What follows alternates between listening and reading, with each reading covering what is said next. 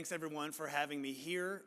I'm the U.S. Strategy Director at the Christensen Fund. I'm also a citizen of the Cherokee Nation of Oklahoma.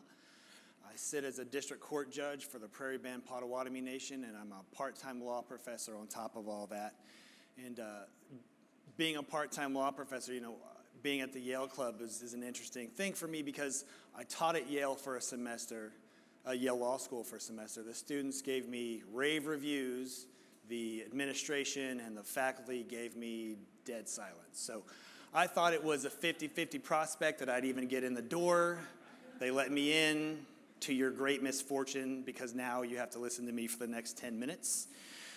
Also, I'm substituting this speech for Carla Fredericks. So if anyone looked up here and said, "You're not Carla Fredericks," just know I looked in the mirror and said the same thing this morning. Carla was supposed to be here to do this speech, and it's if you are hugely disappointed that I'm not Carla Fredericks, don't feel bad. I'm also hugely disappointed that I'm not Carla Fredericks. When Carla and I talked about putting this speech together, she came up with the theme of riding two horses, that bridging that gap between institutional investing and indigenous rights. And it reminded me of something that my very first day of law school, which was at Columbia, just up the road a piece here, the professor said to us two things which stuck with me the whole rest of my life. The first thing he said was, as hard as it was to get into this school, I can assure you it's 10 times as hard to get kicked out, which was a huge relief. It told me by hook or by crook they were going to make sure I graduated, and I did, so that's the good news. The other thing he said was, when you graduate, because of where you went to school, you're going to, within reason, have your pick of jobs, and you're going to do very well. And then he cautioned us with this. He said, you have an obligation to do good while you're doing well. And that concept of riding two horses is just that. It's to do good while you do well. So how do we do that at the Christensen Fund? Well, the Christensen Fund has exactly one purpose. We provide funding to support the inherent rights, dignity, and self-determination of indigenous people, and that's all we do. So it makes our focus nice and easy. It also means that we are always doing good while we do well. And I'm going to give two examples of that I hope, for those of you who held up the green circle that said we can't find fitting projects, I hope these two bring something to you.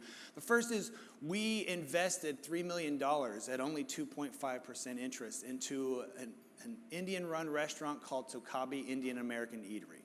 Now, why would we invest in a restaurant? For those of you who have ever been near the industry, you know they fail at an astronomical rate. And so the investment there can often be risky. Tokabe, on the other hand, has had success for 20 years. And that success has been monumental both for the community that they're in, which is Denver, and the broader Native community in the U.S.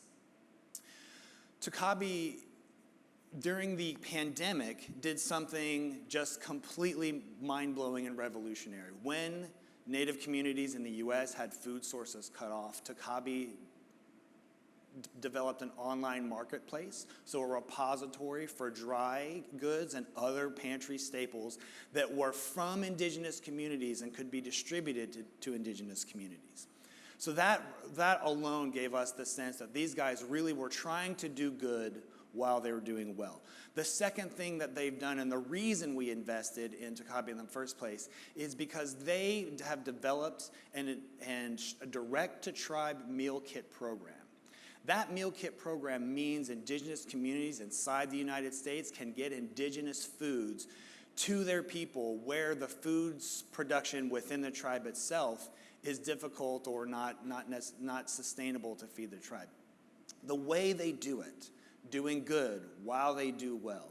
The way they do that is they are and have already been building out both the production, supply, and distribution chain for indigenous food producers in the United States. What that means is that now indigenous people who aren't necessarily living in their tribal community, like I said, I grew up in the Cherokee Nation of Oklahoma, but I don't live there anymore. In fact, I lived in New York for about 20 years. And then I now live in Kansas City. So for me to be able to get staples from my homeland is not easy to do, but I can do that through Tokabe. Tokabe can also get food to people on reservations who don't necessarily have access to other good and healthy foods. The way that they do that matters. Tokapi has a place in the industry and some purchasing power. Instead of leveraging that power to drive down the prices that they can extract from native food producers, instead, they've treated that leverage as a privilege and done their very best to make sure they're actually paying top dollar for the food that they're getting from these native producers, building out that supply chain with the idea that it doesn't do them any good in their goal to do good while they do well, to drive native producers out of business, or to, if not driving them out of business, having them live at a subsistence survival rate. They can build out the community just like the person in the video talked about. Build out the community by understanding that the people at the poorest level, or the people at the most marginalized, it's in our interest to make sure that they're doing well. The second thing that I'm hoping people will jump on board with, and now's a great time for that, is the idea of renewable energy being built out in tribal nations within the U.S. Now, you can do this around the world for sure, but the U.S. is a great opportunity for two reasons. One is that the tribes in the United States have a special legal relationship with the government, which gives them rights and privileges that you can't get outside of tribal land. Secondly, the land base that tribes hold in some areas, certainly there are areas where tribes don't have much of a land base, but largely there is a land base that tribes hold that give you the ability to build out large-scale green energy producing farms, wind farms, solar farms, any of those projects that will allow that to be produced on a large enough scale to be profitable to everyone.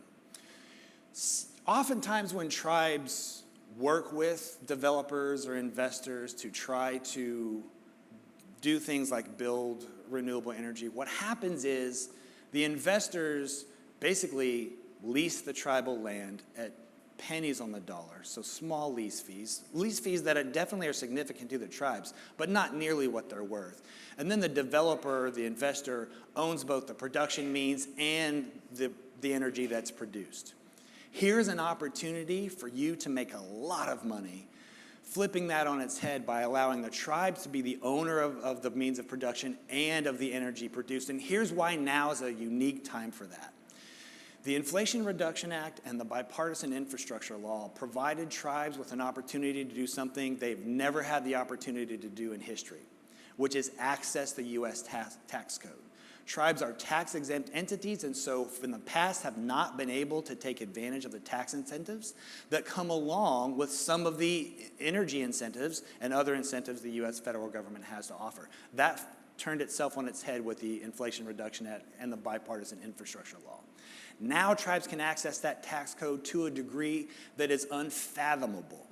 If you structure projects the right way on tribal land, employing the right kind of workforce, that the U.S. federal government has allowed you to build up to a possibility of a 70% direct pay rebate to the tribe. So that means the federal government has essentially, if you are willing to dive in and do this the right way, make sure that you're building those stackable incentives up to the 70%, they have assumed 70% of the risk for you. And the beautiful thing about that is upfront money.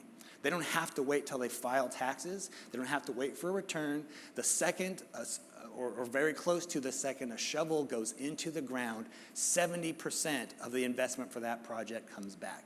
The key is the tribe has to be the owner of the, so you can be a profit-sharing partner, and a large profit-sharing partner, and you should be. Your money is important. You can do a lot of good. And so, if I want to leave you with one thing, I was commenting in the other room everyone was on their phone, and I don't blame you for that. I told you I'm a law professor. I also have a 13-year-old daughter and a wife, so I'm perfectly accustomed to nobody ever listening to me. If I can leave you with, just take the next 3 seconds to listen to what I have to say, it is this. You have the opportunity and the obligation to do good while you do well. And the most efficient place to do good while you do well is with indigenous peoples around the world, and specifically with tribal communities in the United States. Thank you so much.